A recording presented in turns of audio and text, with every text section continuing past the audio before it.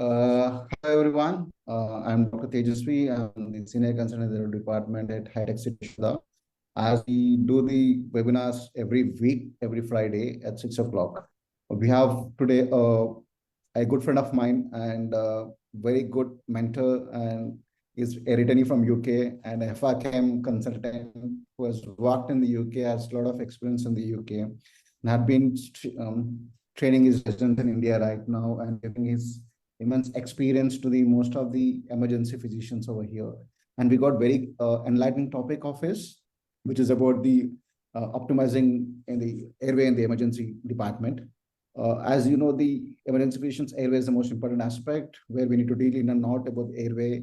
We deal first with the airway assessment. So I think he's the better person who can deal about the emergency, and he can give great insights about it. I think I'll pass over to Dr. Apurva. Thank you for that warm introduction, Tejasvi.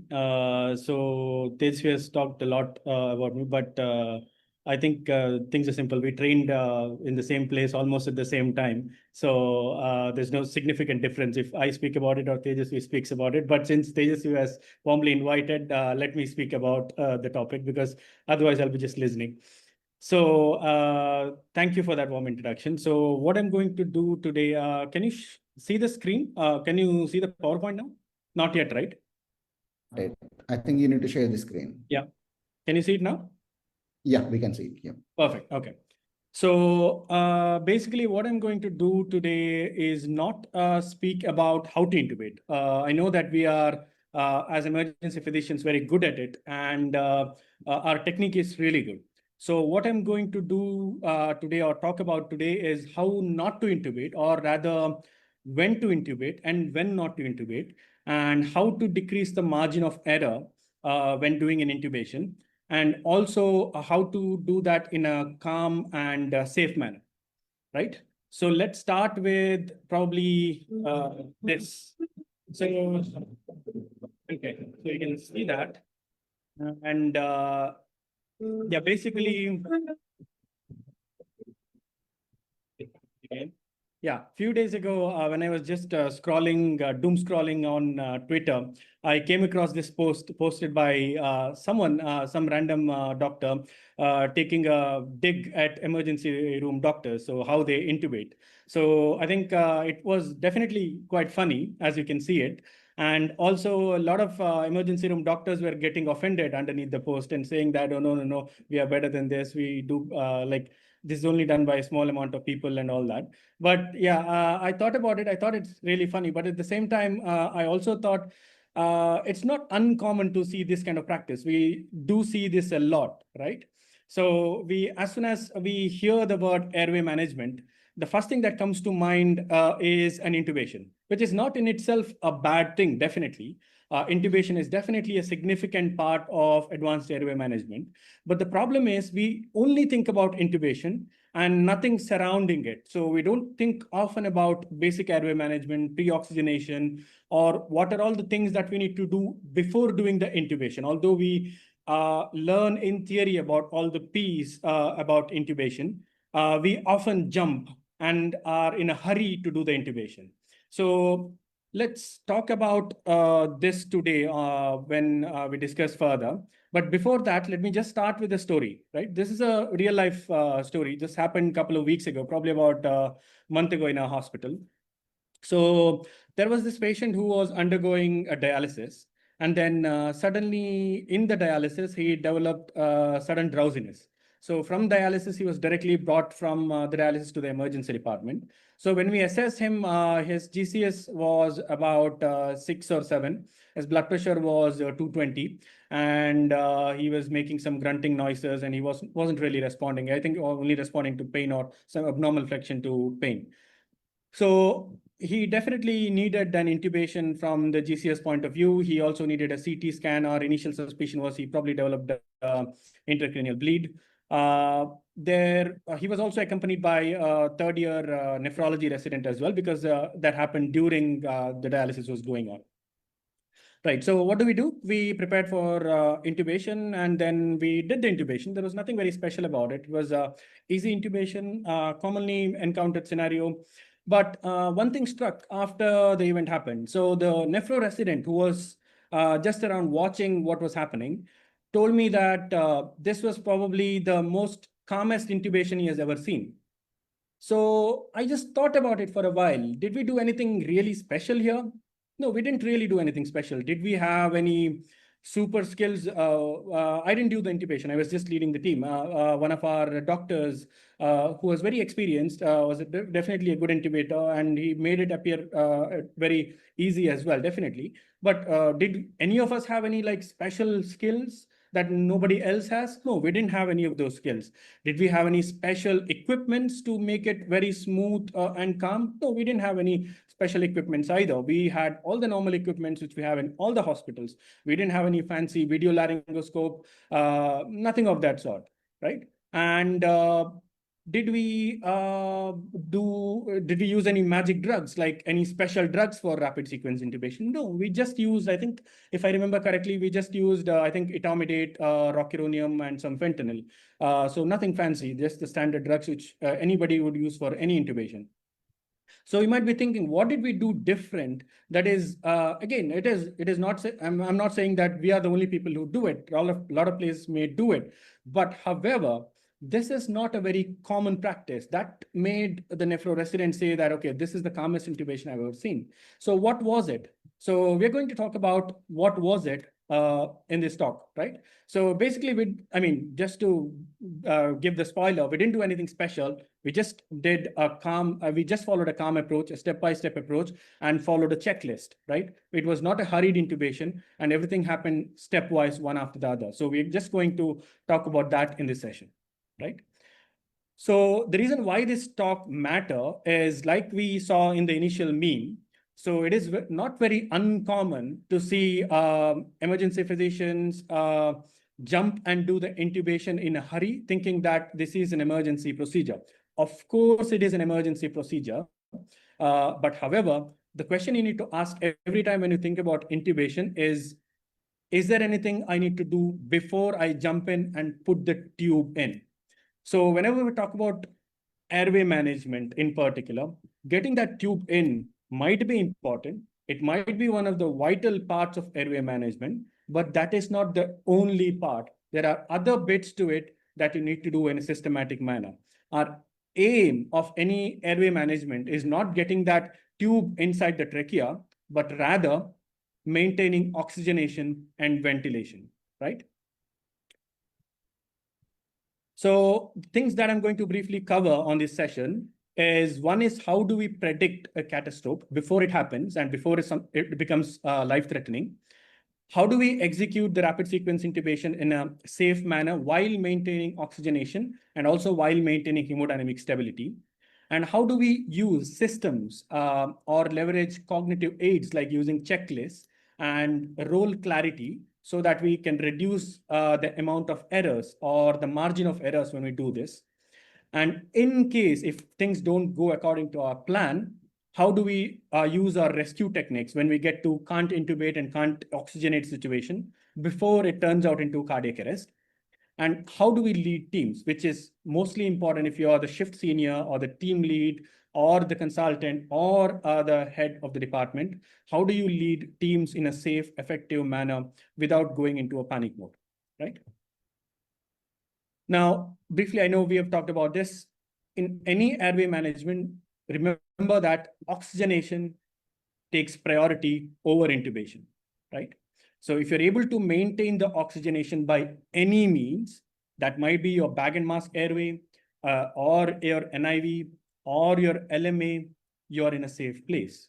And we need to make sure that we are able to optimize as much as possible before we get into getting into doing intubation. The other things that we fear whenever we are doing airway management is, three main things. One is hypoxia, which may cause hypoxic brain injury, or ultimately, if you don't deal with it, may cause arrest. Other common problem we encounter or we fear is developing hypotension. That might be most commonly because of the drugs which we use. And both of these ultimately leading into a peri-intubation arrest or post-intubation arrest. So the major shift we need to do in our thinking is, while intubation might be an emergency procedure, getting that tube in is not our only aim. So what are the common areas where things go wrong? One is we rush into the decision that, okay, we need to manage this airway. True, but we need to intubate. Yes, probably true, but no, I don't need to do anything else. Now I need to jump in, go to the head end, put the tube in, right? The hasty decision. There's no planning before the airway attempt or before that intubation attempt. Poor preparation as well. So we're not ready. If things go wrong, what do? We don't know. Have we checked the equipment? Yeah, we have checked the laryngoscope. Yes, it is working. Yeah, we have a tube, but rest everything, we haven't really checked. Pre-oxygenation, vital to any intubation. So we have a saturation of about 75. We have done a bit of suctioning. We haven't really checked whether it goes up with oxygen or not, but we have decided that we need to intubate and we are going ahead and intubating. So we haven't really done a very good pre-oxygenation. Prolonged attempt. You go in, you see, the other person is asking, can you see? What can you see? What can you see? You don't answer. You see, yeah, I'm there. It's taking a long time. It's been 30 seconds, 45 seconds, sat stop dropping. You see a bit of cord now. You think you can go in, but you are not able to. You're still prolonging that attempt, and then the patient ends up in hypoxia. So you don't have an alternative plan or plan what to do if the attempt gets prolonged or if you're not able to see the cords. And then that leads to desaturation, maybe hypotension as well, and then arrest. So all of this in the chain is preventable if you properly prepare for it. So this we've already talked about. The one more important bit, another H you can talk about is human factors. Extremely important, just like how it is important in any of the cardiac arrest scenarios, the ACLS keeps talking about it, the communication, how to manage the team. That is vitally important when you're managing an airway as well, and especially when you do an intubation.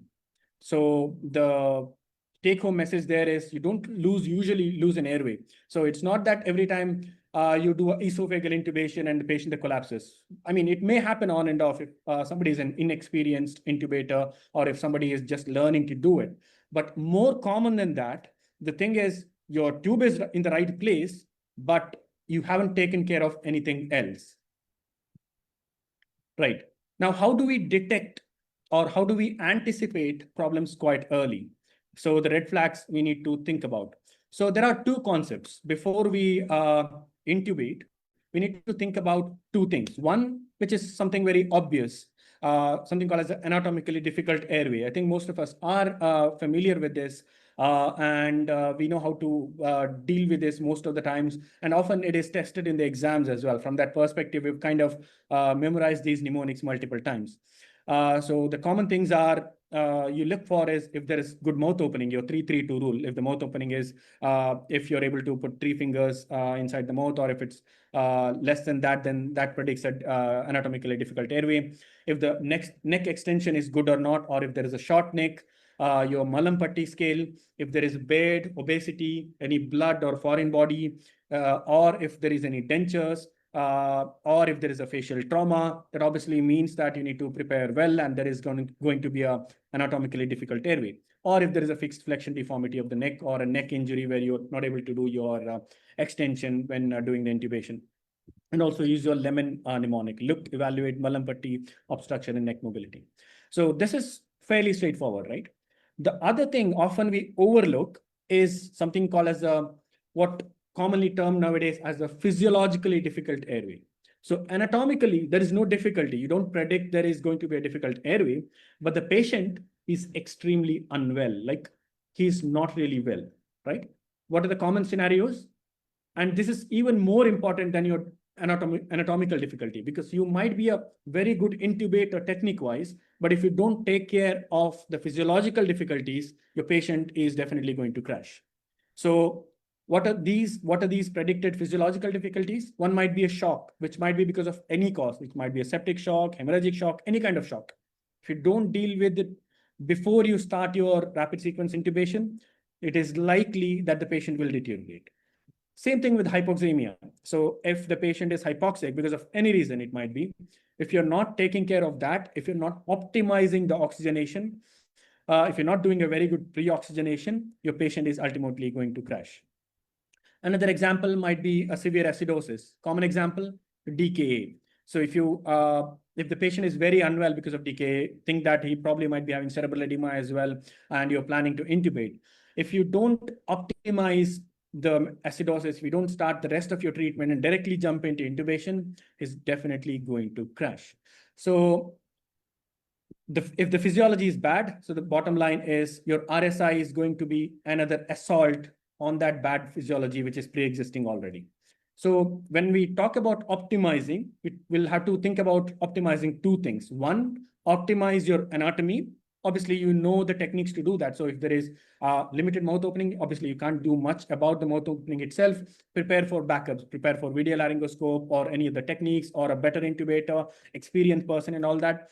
Neck extension, if you need to do some burp maneuver, you can do that. Malam patti, again, if you need to get a video laryngoscope, better intubator, get them.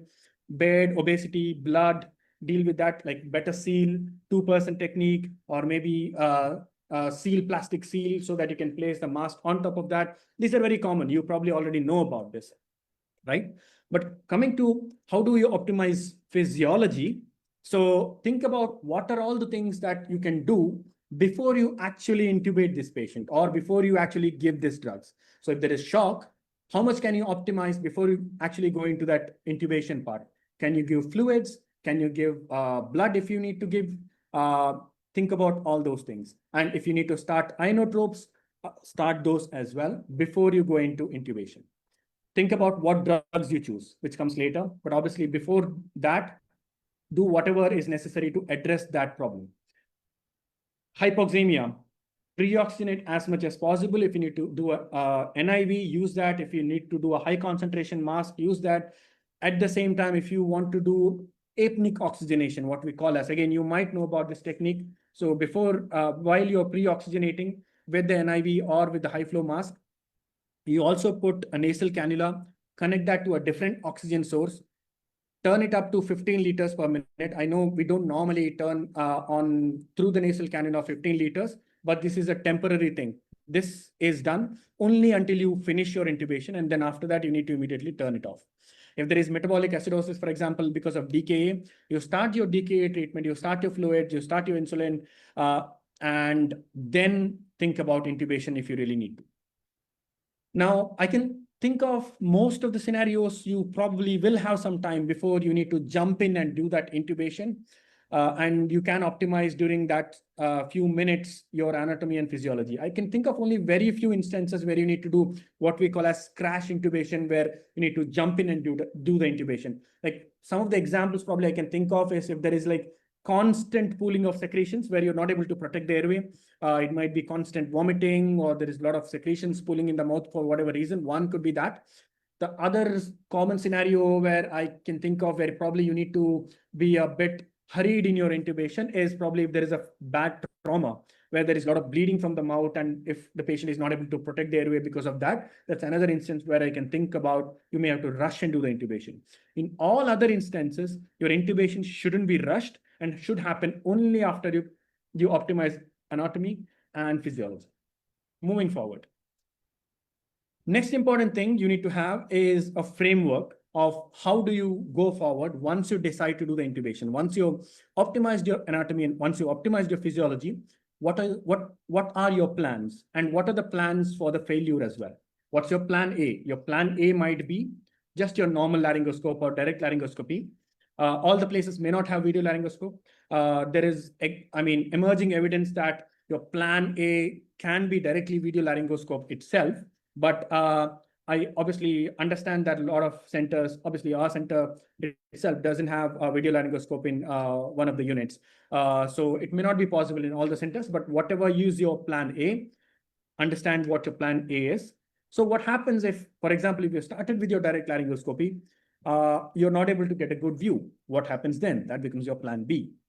So you come out, you do rescue oxygenation again, you change the blade, or if you want to change the operator, do that as well. The intubator, you can do that as well. That becomes your plan B. If that fails as well, if you're not able to even bag and mask ventilate despite doing that, what is your plan C? Your plan C in that case might be trying your supraglottic airway, like your LMA, like your IGEL. What's your plan D? So you've tried that. For example, A common scenario to explain all this step by step might be your anaphylaxis scenario, where initially the patient on arrival, you anticipated that there is some airway problem. There was a bit of lip swelling, and there might be a bit of tongue swelling. You gave your adrenaline, you started the treatment, did not improve. You repeated the doses, did not improve. You started the adrenaline infusion, did not improve. And your airway swelling got worse and worse. Initially, you were able to bag and mask. Next, you were not able to. Then you put a supraglottic. Initially, it worked. Then you thought you might try intubation again, didn't work, and then you are not able to even do the oxygenation or ventilation, even with your supraglottic airway. What do you do next? That becomes your plan D. Then finally, as a last resort, you go for your front of the neck access. Again, this is not rocket science.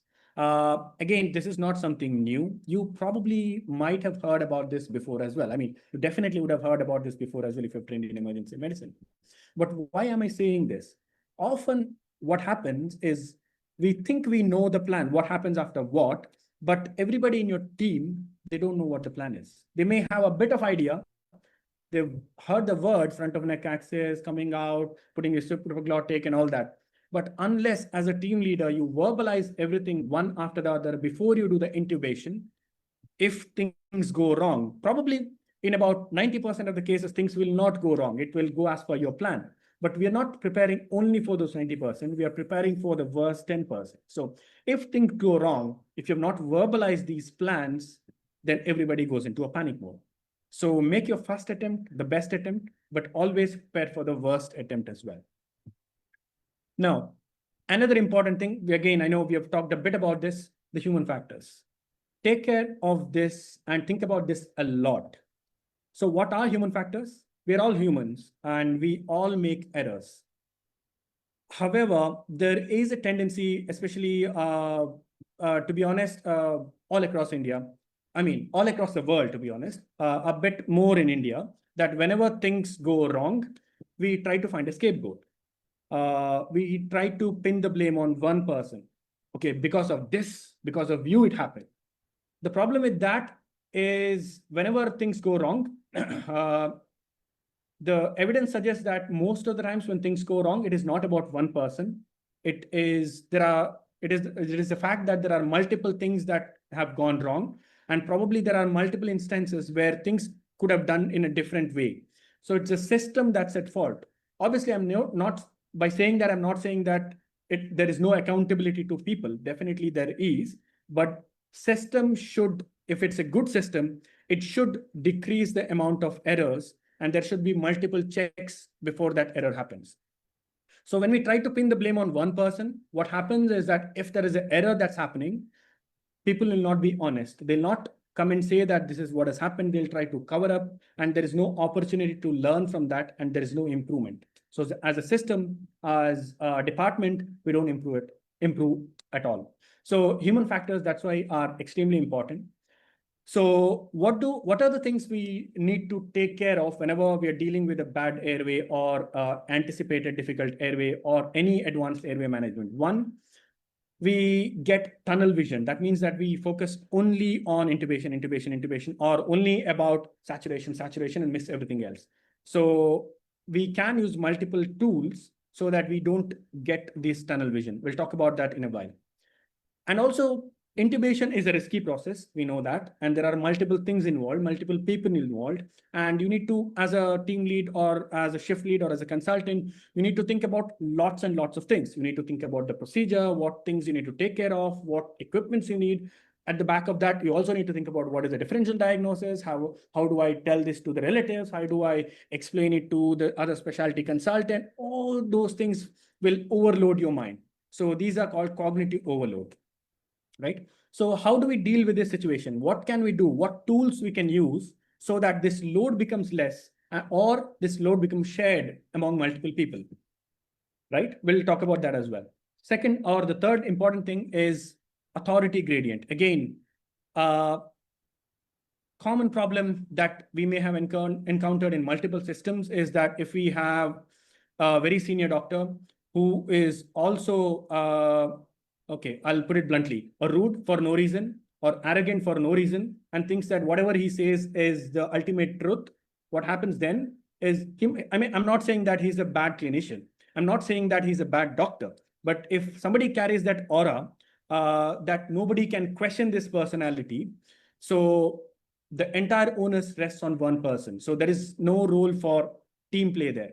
So even if there is a, for example, if there is a junior staff and he notices that, okay, we are missing something, okay, probably we haven't really checked the suction, which is easy to miss, like for any experienced person, nobody would be 100% of the times. But if somebody carries that aura, the junior person will not say that because he or she is scared that if I say something, somebody is going to blast me, right? So it is always important as leaders or as consultants or the shift seniors, it is important that we make sure that we are approachable and don't carry such an aura where people fear to approach us or fear to speak to us or point out a mistake. Again, this next one, no shared mental model. That means that you have not verbalized your plan before you go ahead with your intubation plan, and then nobody knows what is going to happen next, or if things go wrong, nobody knows what to do. Everybody assumes their roles, or everybody assumes that everybody else knows what to do, but when things go wrong, everything is chaos. That's the same thing in the last point as well, poor role clarity. Again, something that's stressed often, even in your ACLS. If you've done ACLS as a provider or if you're an instructor, you know about this, poor role clarity. And last but not the least, no closed loop communication. I think we need to make sure that we are not missing any bits of it, any blocks in this. And if you're missing any of that, our intubation or any procedure for that matter becomes less safe. Let me just briefly speak about Airway, because a lot of reduction in error or error reducing mechanisms we've adopted from Airway. One of that is adopting checklists. So more and more as we go forward in medicine, so we realize the importance of how important the checklists are. So that becomes even more important in critical interventions like an RSI. So you might have seen in an aeroplane. So if you're in an aeroplane, the air hostess, every single time they go through the safety procedure, every single time before the aircraft goes up in the air or after it lands, they cross-check the doors are locked and armed, and then they go to the opposite side, check again, speak to the phone, and confirm, right? Why do they do this? Like, they do this every single day. They know what they're doing. They don't have to do this every single day. Even if they miss one time, nothing, bad is going to happen, right? But they do this religiously. So that is the reason why I know we hear on and off news of aeroplanes crashing. But if you look at the statistics, if you look at the data, air transport is still the most safest transport in the world. The reason for that is religious adherence to checklists. Again, there is a notion that checklist is for amateurs, like for new people who don't know what they're doing. It's just for the resident. It's not for the consultant. It's not just for the consultant. It's not for the HOD. It might be just for the new HOD, but it's not for like somebody with 15 years of experience. No. So if you're a new person in the department, you use checklist. If you're an experienced person, you still use a checklist. If you're a person who have intubated 1,000 times, and if you're a experienced anesthetist doing all the difficult airways, you still do the checklist. So that's the bottom line, right? So this is an example of what checklist is and how do we do it, right? So this is a checklist this is again not our invention, but this is a checklist we have adopted in DAS guideline checklist, which we use at Star Hospital. So how do we do this? So this describes every single thing, right? It has a component for the patient. It has a component for the preparation, the team, and the procedure itself. So the team leader is responsible for making sure that everything is done in a structured manner. So you actually print this out, take a pen, assemble the team. Once you've done your initial preparation, assemble the team, and then go through every single thing. So coming to the preparation, what do you need? You check. Is there a reliable IO access? You have to be loud, and you have to be audible to every single person in the team, and everybody has to be paying attention. And there you should allocate probably the senior nurse to check the equipment, right? Because they are the best people. So is there a reliable IV or IO access? Tick. Optimize the position. That's your optimizing your anatomy. If you need a mattress, if you need a small pillow, do all that. Airway assessment. Are there any anticipated difficulty in your airway? If things go wrong, have you identified the area for the front of the neck access? Do you need to consider awake intubation? And coming to pre-oxygenation, have we done pre-oxygenation for 3 minutes? And have we achieved the maximum saturation that's possible, considering the physiology and anatomy of this patient? Do we need to consider CPAP or NIV before we intubate? Have we considered nasal oxygen or apneic oxygenation, which I was talking about earlier? Go through all this. Optimize the patient. Do we need to give more fluids? Do we need to start pressors? Do we need to start inotropes before we intubate? Or, for example, if there is, for example, say, somebody with a distended abdomen, you're suspecting maybe an obstruction, the abdomen is kind of pressing the chest, you anticipate there might be a aspiration as well when you try to intubate, when you relax the muscles. Do we need to probably put a tube, NG tube in and aspirate a little bit? You'll have to consider, not for every patient, but if there is a scenario. Do we need to consider delayed sequence intubation? Are there any allergies? And if that's the case, do we need to avoid certain drugs? Once you've done all of that, then you move on to equipment. Check each and everything. SpO2, if there is EtCO2, you have to use EtCO2. EtCO2 across the world is the gold standard for checking the tube position. It's not a 5-point auscultation. It's not a chest X-ray. Obviously, if you don't have the luxury of EtCO2, definitely it's okay to use other modalities as a whole to check for the position of the tube. But if you have EtCO2 and if you don't use it, that's criminal. So you will have to use EtCO2, right? Then is the monitoring on? Is the BP cuff attached? Not just attached, is it cycled every 5 minutes as well? Check, check the equipment. Are the appropriate size tubes ready? Cuffs checked. I know we roughly check in every intubation. I'm not saying that. When we're doing the checklist, go through every single thing. I know I'm explaining that, so it's taking a bit longer, but actually when you do it, it doesn't take too long. It'll be a quick thing and you will be at peace by the end of it. Laryngoscopes ready, video laryngoscope ready, bougie, suction, supraglottic airways. If you need to use a NPA, OPA, Phona set, often missed, but make sure that you know where it is and if you need it, where to get it. Drugs, what drugs? Based on the physiology of this patient, what are you considering and what modifications you need to do if something is your standard?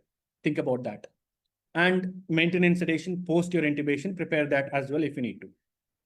Now, even more important, prepare your team. Who does what? That clarity has to be there before you start intubation every single time. This will prevent most of your problems, like the entire checklist, but more importantly, this. One person sometimes may have more roles depending upon how many people you have. Again, depends on your manpower. One person needs to be a team leader.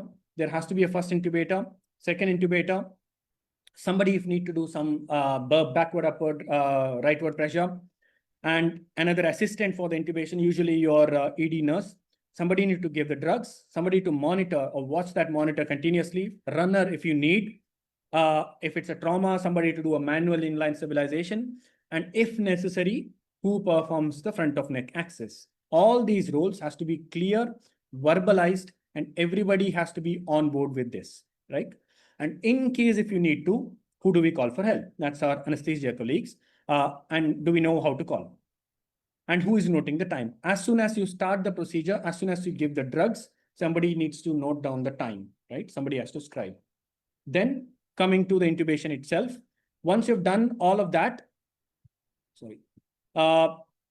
do we need to wake the patient up if it is an option, if the intubation fails? So once you've done all this, the team leader says, okay, so these, I'm going to summarize. These are the predicted difficulties. Okay, for example, this hopefully should be a straightforward intubation. These were the physiological problems we had. We have optimized, we have started the inotropes, we've given the fluids. So as much as possible, we have optimized the patient. We're going ahead with the intubation. Our plan A is, it should be a straightforward intubation. You, XYZ, are going to intubate first. You're not wasting more than 30 seconds. If you're not able to see, you're coming out and you're going to pre-oxygenate again and then doing the second attempt. If you're not able to do that, we're coming out again, then doing the third attempt. But at this time, I want B, you to attempt because the first person is not getting it. You can define whether you want to declare failed airway after second or third attempt, but say that in the beginning itself. So if you're not able to pre-oxygenate by bag and mask ventilation, you are using a LMA or iGel. So if you're not able to do that, then we are going ahead with the front of the neck access, right? If you need 2 people to do a face mask, you will have to ask us and this person is going to help. So define these roles, and ask in the end, is everybody clear with the plan? Is everybody happy with the plan? Do you have any questions or do you have any concerns? You would be surprised that even if you are the senior most person, you would often, if you're an approachable person, you would often hear from other people that, okay, probably we should do this. Your junior most person will tell that, right? So that's a good thing to consider. You may agree, may not agree, depending upon whether it is right or wrong, but it is always, always important to get perspective from other people so that nothing is missing, right? So that's how you do the checklist. Second, sorry. Yeah. Yeah. So again, have a plan of what your failed intubation policy is, and know where your front of the neck access is and where to get them, and assign roles. This is just our intubation guideline, as well as the failed intubation and the front of the neck access guideline. I'll not go through the details of it. We've already spoken about it. Now, what happens after intubation? So for example, now you have gone through all that, you've done a smooth intubation, the job is not done. Confirm the tube placement. If you have ATCO2, definitely use ATCO2. If you don't, use multimodality approach, 5-point auscultation, fogging through the tube, X-ray, everything, right? Then what's your ventilation strategy? Then sedation and analgesia, continuation of that. Do a full ABCD assessment once again, see if anything has changed and if you need to optimize anything. Again, you might have thought about this before. What this intubation was not your end goal. Your end goal was obviously need to understand more about what was the differential diagnosis. Do I need to do any more tests? Do I need to order any new tests now? Think about all that. Maybe your ACG, chest X-ray, another blood gas, or if you need to send any other investigation, might be all of that. And then hand over to the next team.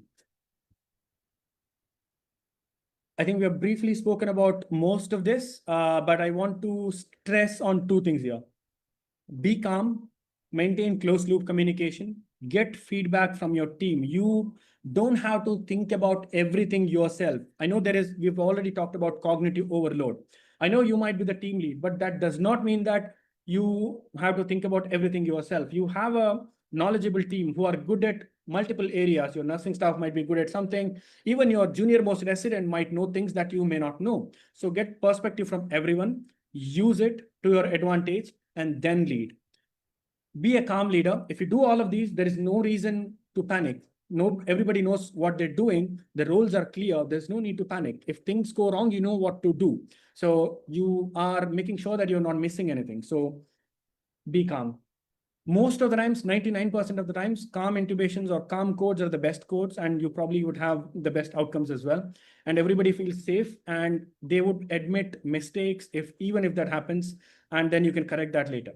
And I'll say this thrice, flatten the hierarchy. I know hierarchy is important because everybody has their roles and we need to know what our roles are.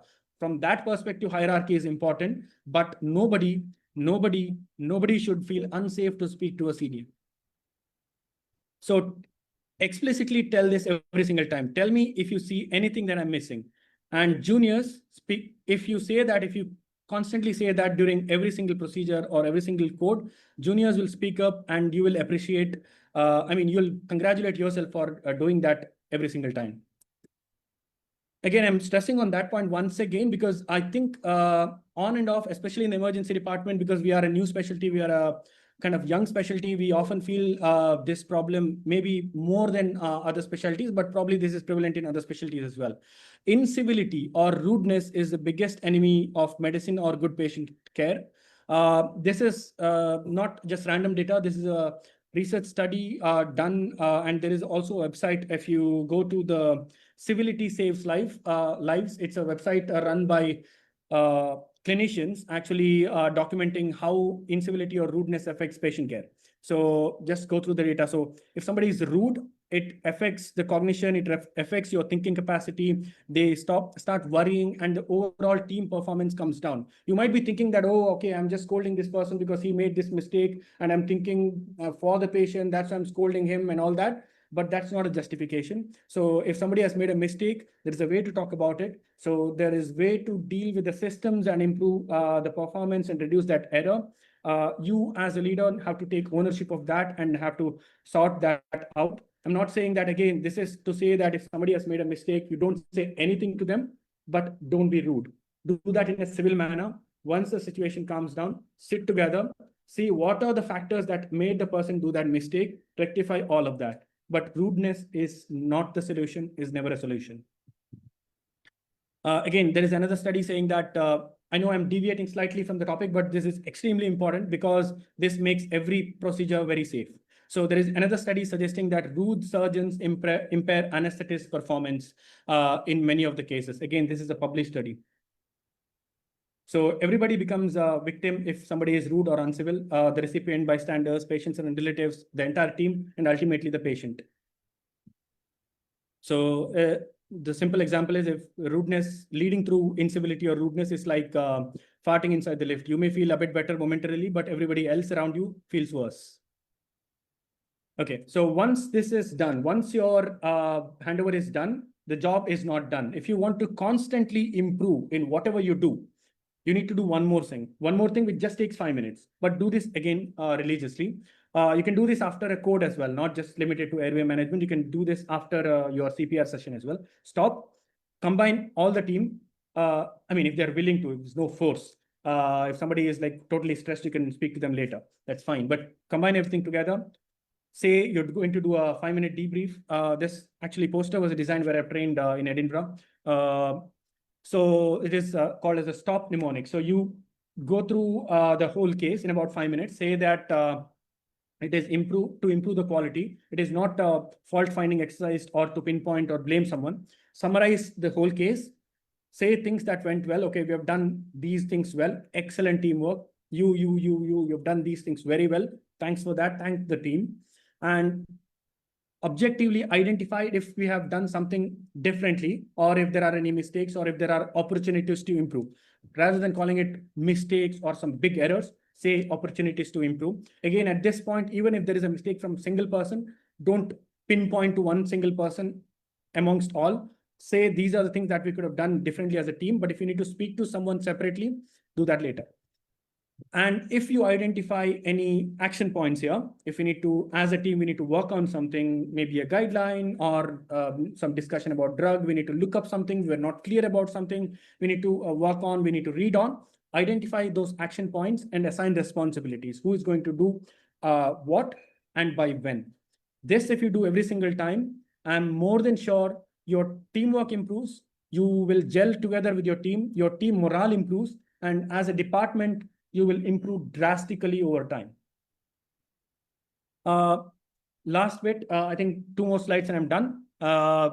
It is also important to design your systems around it. So have a standard algorithm, an approach which is known by everyone. Have a protocol if you don't have one. Have a kind of standard drug protocol or the commonly the drugs that you're using, and write those drug doses and laminate it and put aside, so that every single time when it happens, nobody has to Google or try to memorize when they're already overloaded cognitively. And simulate and practice a lot. So my take-home messages: airway is not just about intubation and putting that tube in.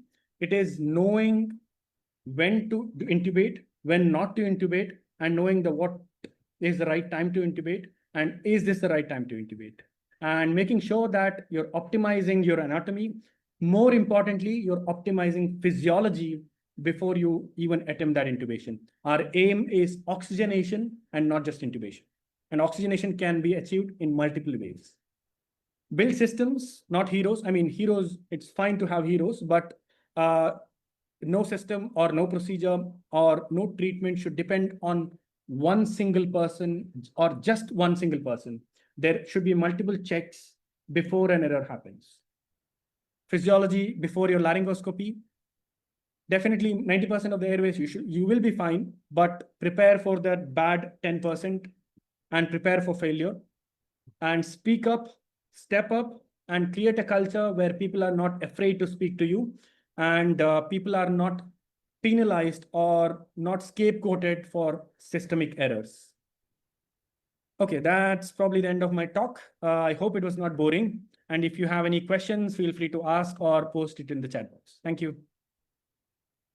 Any questions? You can post it in the chat box.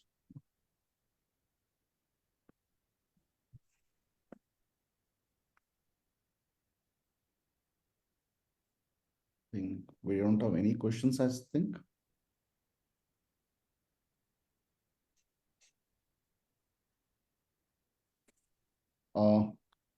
I think there are no more questions. Thank you, Dr. Apurva. That's wonderful insight about the airway and how deep we need to go through into the airway. And more important, we need to concentrate on the preparation. The preparation is most important aspect in the airway. As he has shown the wonderful checklist where you need to keep the checklist first. With the checklist, you need to prepare yourselves, you prepare your team, and how good preparation is important. We need to emphasize. Along with that, how good as a team is more important. The good team communication, good team coordination is very important aspects. Along with that, post-intubation care, which is also very important. And he's wonderfully said 3 H's, hypoxia, hypotension, human factors. The human factors plays very important role. So we need to concentrate on human factors much, as we don't deal with of much of, we take it light, but this is most important aspect we need to think about.